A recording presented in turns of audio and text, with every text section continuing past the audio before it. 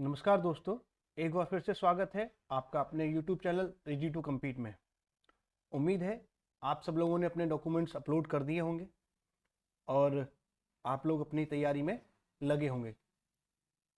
तो जैसा कि हम लोग अपने सिलेबस में जो कॉन्स्टिट्यूशन वाला पार्ट है उसमें हम लोग एक टॉपिक क्लियर कर चुके थे, संविधान की विशेषताएं। आज उसी के क्रम में हम लोग अगला टॉपिक पढ़ेंगे जो है मौलिक अधिकार यानी कि फंडामेंटल राइट्स। और इससे क्वेश्चन भी बहुत आते हैं और बहुत इजी भी है, केवल थोड़ा सा ध्यान से पढ़ने की ज़रूरत है और एक ही बार में चीज़ें आपको आ जाएंगी।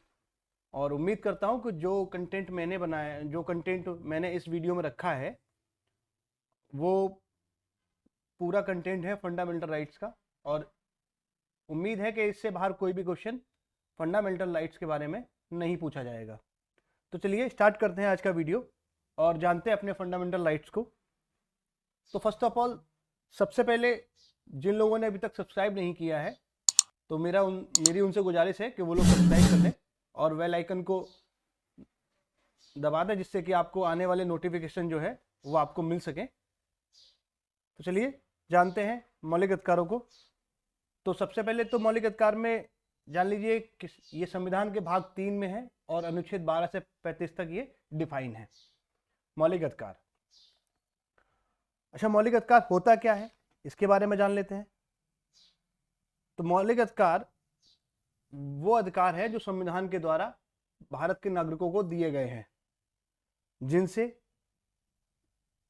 व्यक्ति के व्यक्तित्व का विकास होता है और इससे हमको अपने अधिकार मिलते हैं, जिसमें तमाम तरह के अधिकार हमको मिले हुए हैं। जैसे कि आज़ादी के बाद जो अधिकार हमको मिले, जैसे कि स्वतंत्रता का अधिकार है, बोलने की अभिव्यक्ति वगैरह का अधिकार है। क्रम से उनको हम लोग जानेंगे। तो सबसे पहले समझ लेते हैं कि आखिर एक छोटी सी डेफिनेशन से कि मौलिक अधिकार क्या है। तो मूल अधिकार के द्वारा व्यक्ति के व्यक्तित्व का विकास होता है। इसका उल्लेख संविधान के भाग 3 में है, जैसा मैंने आपको बताया है। और मूल संविधान के द्वारा समस्त नागरिकों को 7 अधिकार दिए गए थे, लेकिन वर्तमान में केवल 6 मौलिक अधिकार हैं।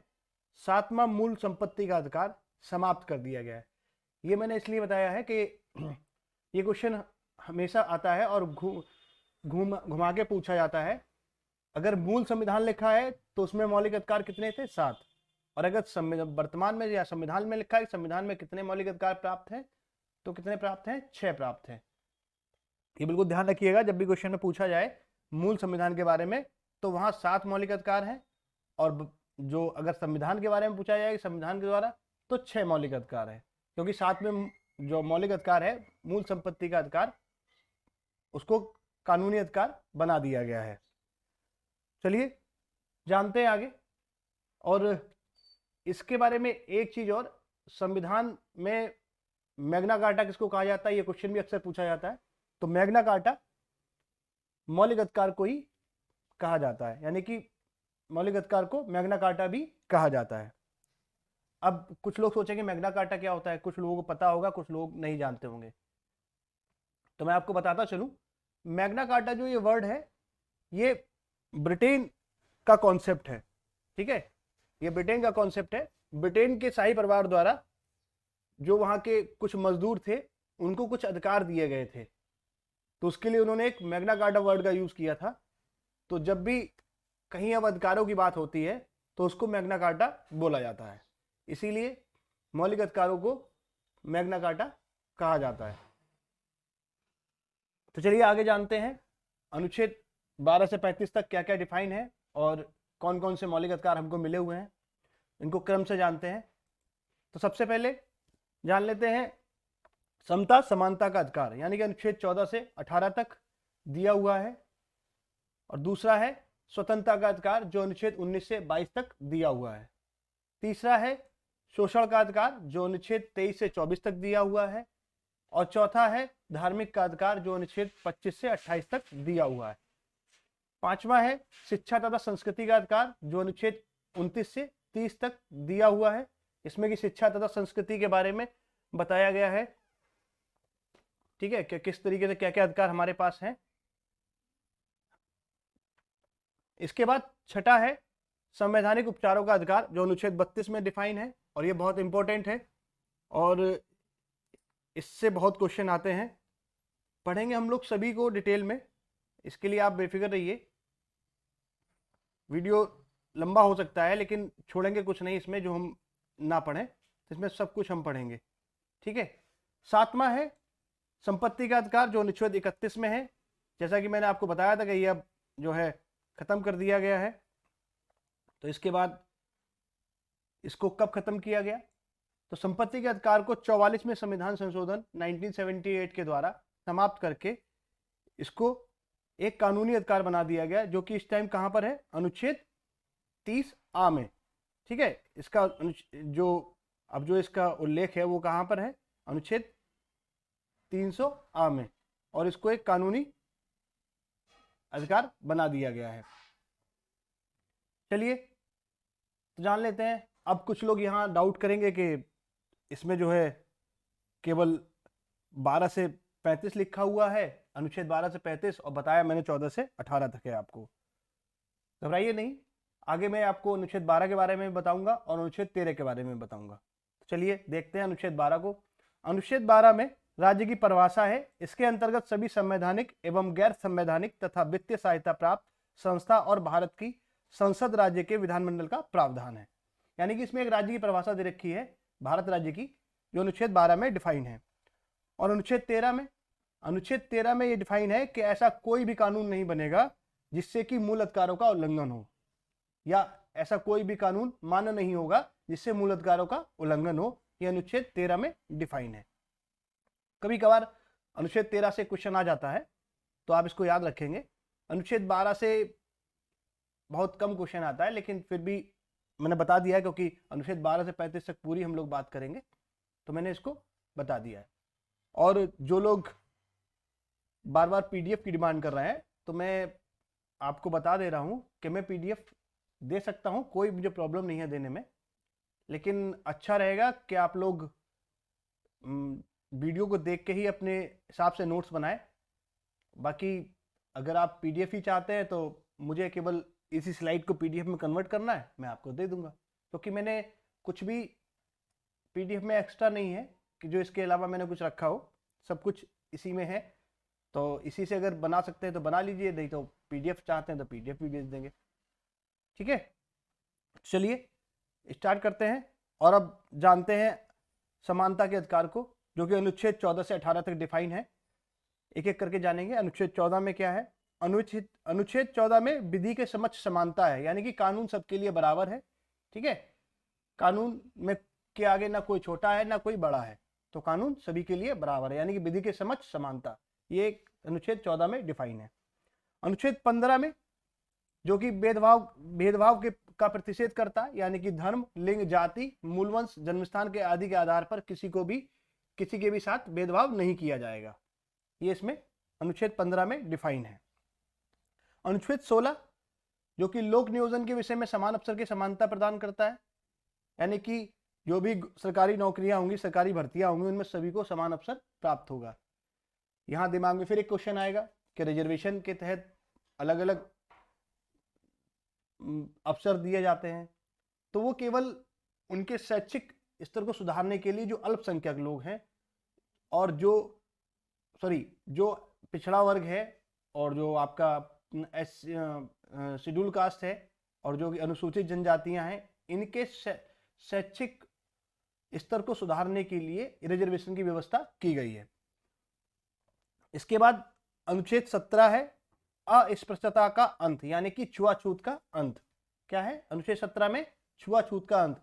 और ये क्वेश्चन बहुत ज्यादा रिपीट होता है, बार बार अनुच्छेद 17 के बारे में पूछा जाता है कि अस्पृश्यता का अंत किसमें है? अनुच्छेद 17 में। अनुच्छेद 18 में है उपाधियों का अंत। जितनी भी ब्रिटिश टाइम में जो उपाधियां बांटी जाती थी अंग्रेजों के द्वारा, उन सारी उपाधियों का अनुच्छेद 18 के द्वारा अंत कर दिया गया है। अब कोई भी उपाधि इस टाइप की मान्य नहीं होगी। इसके बाद चलते हैं स्वतंत्रता का अधिकार। अनुच्छेद 19 से 22 तक है डिफाइन, उसको देख लेते हैं स्वतंत्रता के अधिकार को। तो अनुच्छेद 19 में 6 प्रकार की स्वतंत्रता है। कितने प्रकार की है? 6 प्रकार की स्वतंत्रता के बारे में बताया गया है अनुच्छेद 19 में। 19A में वाक एवं अभिव्यक्ति की स्वतंत्रता है, यानी कि वाक यानी कि बोलने की, और अभिव्यक्ति अपनी राय आप दे सकते हैं, इसके लिए आप स्वतंत्र हैं। अनुच्छेद 19B में बिना हथियार शांतिपूर्वक जुलूस निकालने व सभा करने की स्वतंत्रता है। ठीक है। इसके बाद अनुच्छेद C में संघ या संगठन बनाने की स्वतंत्रता है। आप कोई भी पार्टी बना सकते हैं, कोई भी संघ बना सकते हैं, कोई संगठन बना सकते हैं, इसके लिए आप स्वतंत्र हैं। इसके बाद 19D में भारत राज्य क्षेत्र के भीतर आवागमन करने की स्वतंत्रता है, यानी कि आपको भारत के भीतर भ्रमण करने के लिए किसी भी परमिशन की जरूरत नहीं है, ना आपको पासपोर्ट चाहिए, ना कोई ऐसी परमिशन चाहिए, आप आवागमन कर सकते हैं, इसकी स्वतंत्रता है आपको। इसके बाद 19E में, अच्छा इससे पहले एक क्वेश्चन और आपको बता दें, आप लोगों के दिमाग में आता होगा कि कहीं भी घूम सकते हैं। हाँ, कहीं भी घूम सकते हैं, लेकिन कुछ जो रिस्ट्रिक्ट एरिया है उनमें आप आज़ादी से नहीं घूम सकते, जैसे कि सैन्य ठिकाने हैं, वहाँ सेफ्टी की वजह से रिस्ट्रिक्ट कर दिया जाता है कि यहाँ पर जो है प्रवेश निषेध है, तो आप वहाँ नहीं घूम सकते।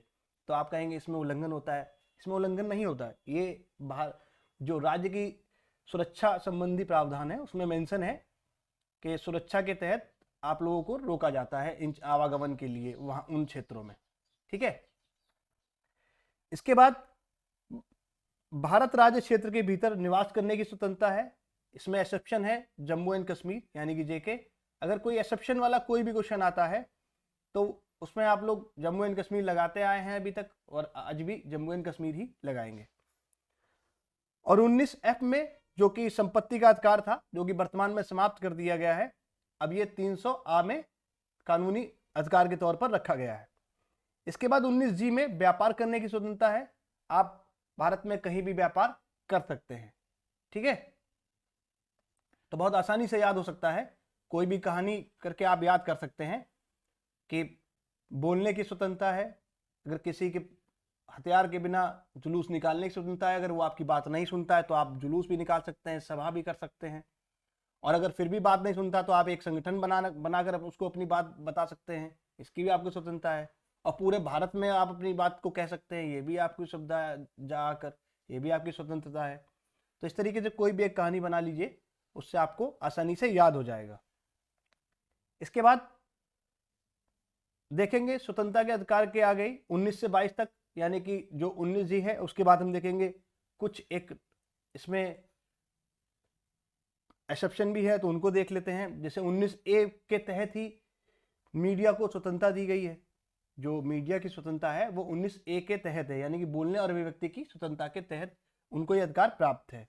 और इसी के तहत जन सूचना अधिकार अधिनियम 2005 को भी इसी में जोड़ा गया है।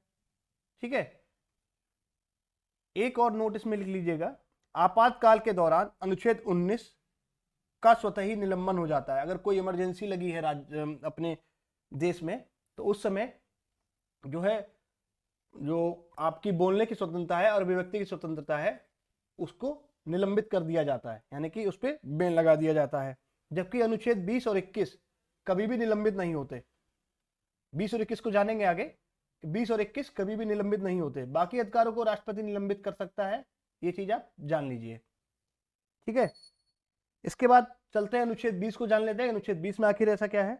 अनुच्छेद 20 में है अपराध के लिए दोष सिद्धि के संबंध में, यानी कि अपराध जो किया है उसके दोष सिद्धि के संबंध में है। और इसमें 3 प्रकार की स्वतंत्रता है अपराधी को, जिसके ऊपर अपराध वो सिद्ध किया जाना है।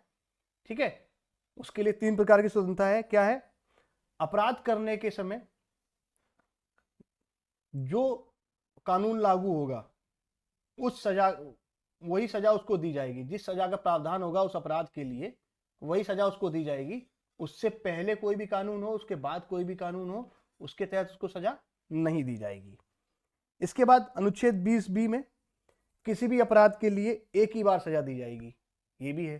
अच्छा, 20A के लिए एक एग्जाम्पल मैं आपको बता दूं, जो कि संजय दत्त से रिलेटेड है। अगर आप लोगों को पता हो तो संजय दत्त टाडा के तहत बंद थे, जब उन पर टाडा लगा था, लेकिन जब उनको सजा हुई थी तो उसके बाद शायद कोई कानून चेंज कर दिया गया था, उसको कन्वर्ट कर दिया गया था।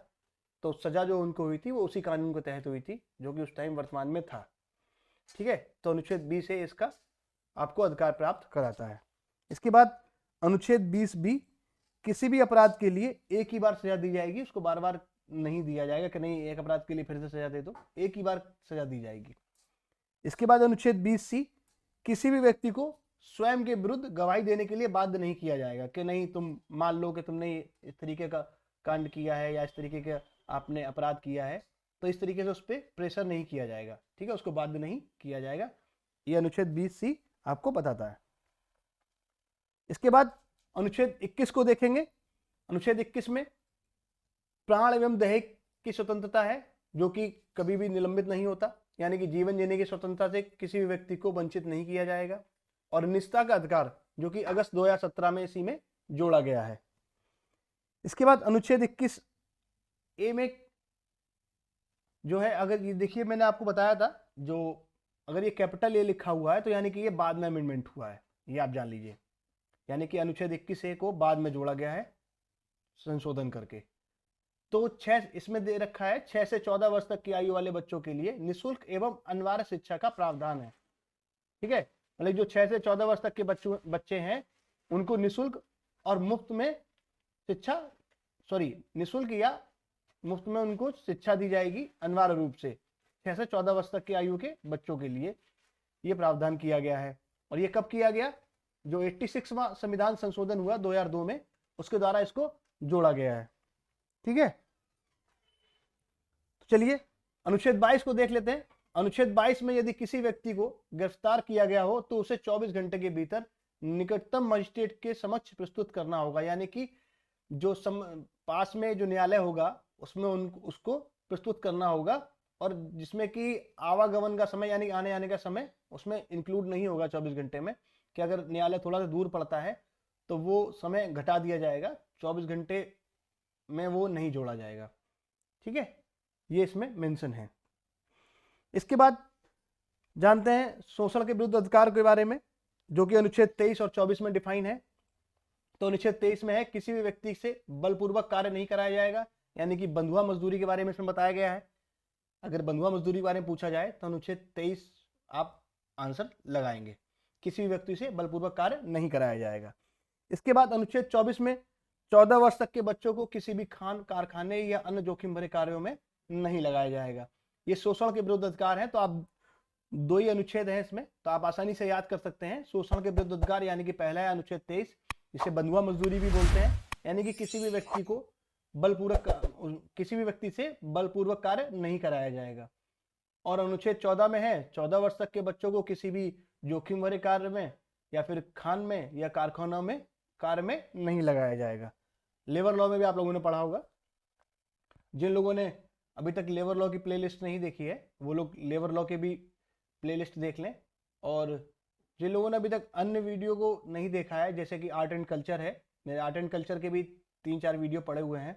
इसमें मैंने एक MCQs का भी वीडियो बनाया है और वीडियो उसमें भी आने हैं और जल्दी ही वो वीडियो भी आएंगे। तो आर्ट एंड कल्चर में देखें, वर्ल्ड हेरिटेज की जो साइट्स के बारे में मैंने बताया वो बिल्कुल अपडेटेड है और बिल्कुल एक एक चीज़ उसमें मैंने मेंशन की है, वो कहीं भी छूटेगा नहीं।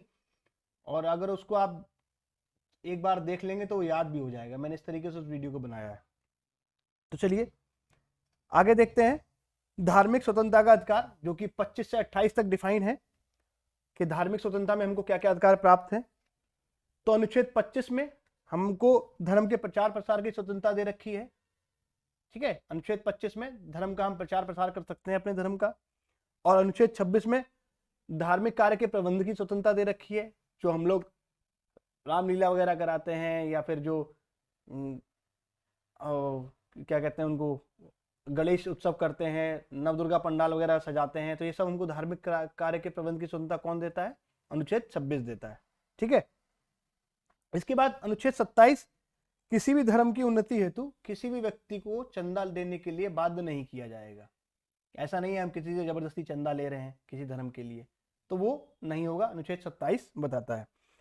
और अनुच्छेद 28 कहता है कि किसी भी शिक्षा संस्था में धार्मिक शिक्षा नहीं दी जाएगी।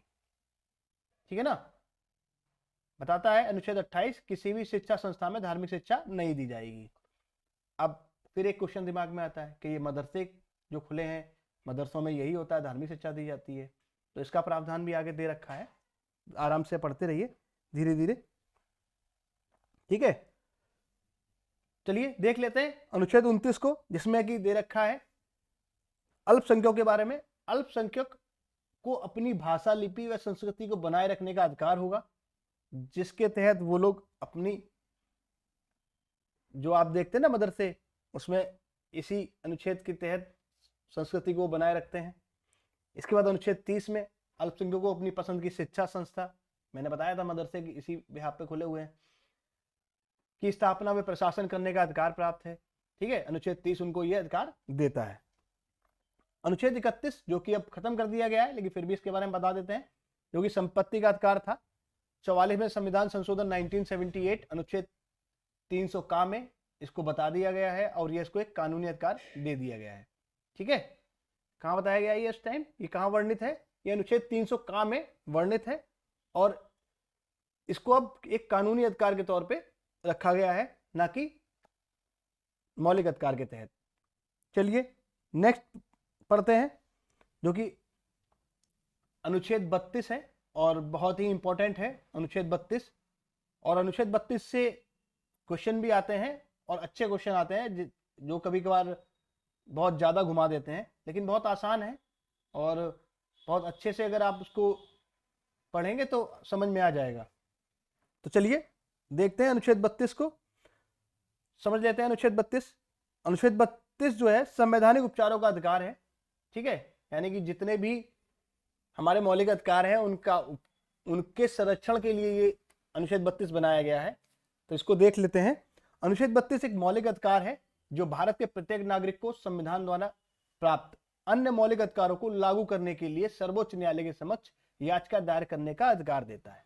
यानी कि मैंने एक लाइन भूल गया था, ये बताया नहीं था कि ये जो अपने मौलिक अधिकार है ये बाद योग है, यानी कि अगर हमारे मौलिक अधिकारों का उल्लंघन होता है तो हम इसके लिए न्यायालय में जा सकते हैं।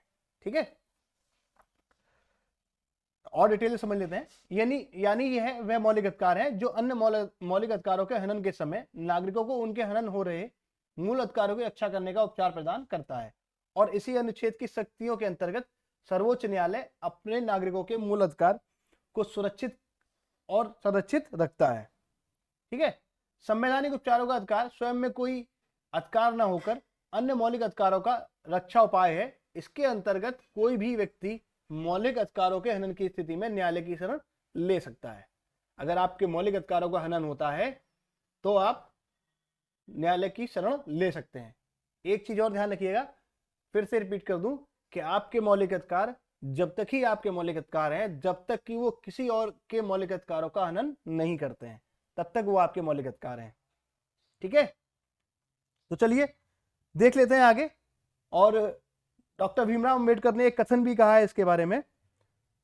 डॉक्टर अंबेडकर ने अनुच्छेद 32 को संविधान का सबसे महत्वपूर्ण अनुच्छेद बताते हुए कहा था कि इसके बिना संविधान अर्थहीन है।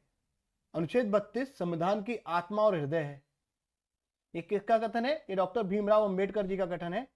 ठीक है, किसका कथन है? डॉक्टर भीमराव अंबेडकर जी का कथन है ये, कि जो संवैधानिक उपचार है अनुच्छेद 32 जो है वो संविधान की आत्मा और हृदय है। तो ये क्वेश्चन आता है कि किसने कहा था संविधान की आत्मा और हृदय? अनुच्छेद 32 को डॉक्टर भीमराव अंबेडकर ने। ठीक है, या भीमराव अंबेडकर के कथन के अनुसार कौन सा अनुच्छेद आत्मा और हृदय है संविधान की? तो कह सकते हैं अनुच्छेद 32।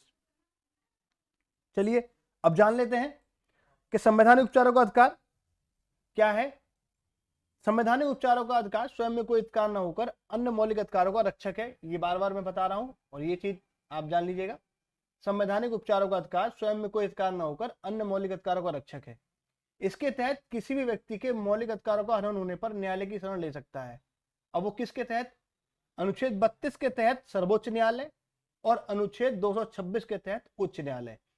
यहाँ दोनों अनुच्छेद बहुत ध्यान रखेंगे। अनुच्छेद 32 के तहत सर्वोच्च न्यायालय और अनुच्छेद 226 के तहत उच्च न्यायालय। व्यक्ति के मौलिक अधिकारों को प्रवर्त करने के लिए 5 प्रकार की रिट दायर कर सकता है, यानी कि रिट जारी कर सकता है, सॉरी, ठीक है ना। अनुच्छेद 226 के तहत उच्च न्यायालय और अनुच्छेद 32 के तहत सर्वोच्च न्यायालय 5 तरह की रिट जारी कर सकता है। वो रिट कौन कौन सी होती हैं तो उनको जान लेते हैं। ये 5 प्रकार की होती हैं। नंबर 1 है बंदी प्रत्यक्षीकरण, दूसरा है परमादेश, तीसरी है प्रतिषेध, चौथी रिट है उत्प्रेषण और 5वीं रिट है अधिकार प्रेच्छा। ठीक है, बंदी प्रत्यक्षीकरण, परमादेश, प्रतिषेध, उत्प्रेषण और अधिकार प्रेच्छा। इसके बाद इनको डिटेल में पढ़ेंगे कि बंदी प्रत्यक्षीकरण क्या होता है, तो इसके बारे में जान लेते हैं। बंदी प्रत्यक्षीकरण क्या होता है? बंदी प्रत्यक्षीकरण का अर्थ है शरीर सहित पेश होना। जब किसी व्यक्ति को गिरफ्तार किया जाता है तो ये न्यायालय बंदी प्रत्यक्षीकरण का आदेश दे सकती है। ठीक है, अगर किसी व्यक्ति को गिरफ्तार किया गया है तो न्यायालय बंदी प्रत्यक्षीकरण का आदेश दे सकती है। आदेश का अर्थ है कि गिरफ्तार करने वाले व्यक्ति को 24 घंटे के अंदर मजिस्ट्रेट के समक्ष प्रस्तुत करना होगा। ठीक है, और अगर न्यायालय को लगेगा कि ये व्यक्ति जो है निर्दोष है और इसको गलत तरीके से या अवैध तरीके से गिरफ्तार किया गया है तो उसको छोड़ दिया जाएगा। ये बंदी प्रत्यक्षीकरण है। ठीक है, इसके बाद है परमादेश। परमादेश का अर्थ है हम आदेश देते हैं।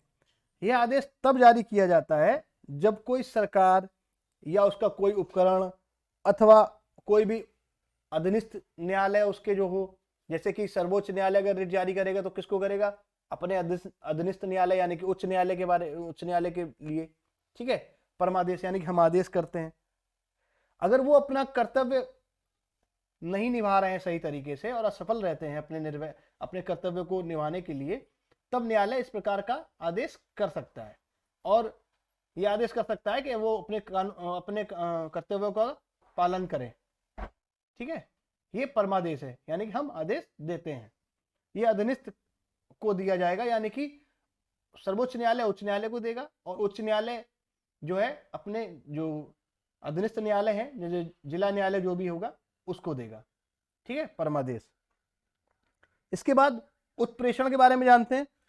उत्प्रेषण क्योंकि सर्वोच्च न्यायालय अथवा उच्च न्यायालय द्वारा अधीनस्थ न्यायालय, ट्रिब्यूनल या अर्ध न्यायिक प्राधिकरण जो होते हैं उनके द्वारा जो आदेश दिए होते हैं उनको रद्द करने का जो अधिकार देता है वो उत्प्रेषण कहलाता है। यानी कि अगर किसी भी न्यायालय ने कोई आदेश दिया है और उसको वो जो उससे ऊंचा जो न्यायालय है वो उसको रद्द करने के लिए आदेश जारी कर सकता है, तो उसको क्या बोलते हैं? उत्प्रेषण। प्रतिषेध क्या है? प्रतिषेध का मतलब है निषेधाज्ञा, यानी कि स्टे। ठीक है ना, निषेधाज्ञा। ठीक है, यानी रोकना, तो इसे स्टे ऑर्डर का नाम भी दिया जाता है। इस अधिकार के द्वारा उच्च न्यायालय या उच्चतम न्यायालय अपने अधीनस्थ न्यायालय या अर्ध न्यायिक सिस्टम को कार्रवाई रोकने का आदेश देती है। इस रिट के जारी होने के बाद अधीनस्थ न्यायालय में कार्रवाई समाप्त कर दी जाती है। यह प्रतिषेध के बारे में है। ठीक है, इसके बाद एक रिट और रहती है, इसमें अधिकार प्रेच्छा है। कि अधिकार प्रेच्छा क्या होता है? तो अधिकार प्रेच्छा में है, अधिकार प्रेच्छा का मतलब है आपका अधिकार क्या है। ठीक है, ये न्यायालय रिट जारी करेगा और पूछ सकता है कि आपका अधिकार क्या है। किससे पूछेगा? जो भी व्यक्ति सार्वजनिक पद पर आसीन है और वो उस पद के लिए एलिजिबल नहीं है या योग्य नहीं है और वह अपने कर्तव्य का पालन नहीं कर रहा है, तो इस पर तब वो जो न्यायालय है वो एक रिट जारी करेगा जिसको अधिकार प्रेच्छा बोलेंगे और उसमें वो उससे पूछेगा कि आपका अधिकार क्या है, जो आपने इस तरीके का आदेश जारी किया है, तो उससे अधिकार पूछेगा और उसका जो भी व्यक्ति होगा अगर उसका उत्तर से वो संतुष्ट नहीं होगा न्यायालय तो उस पर रोक लगा देगा। ठीक है, ये अधिकार परीक्षा में है। तो उम्मीद है गाइस आप लोगों को पसंद आया होगा और मेरे द्वारा दी गई जानकारी भी आपको समझ में आई होगी। अगर आपको अच्छा लगे तो कृपया लाइक एंड शेयर करें और जिन लोगों ने अभी तक सब्सक्राइब नहीं किया है वो लोग सब्सक्राइब कर लीजिए, जिससे कि आने वाली वीडियो आपको मिल सके आसानी से।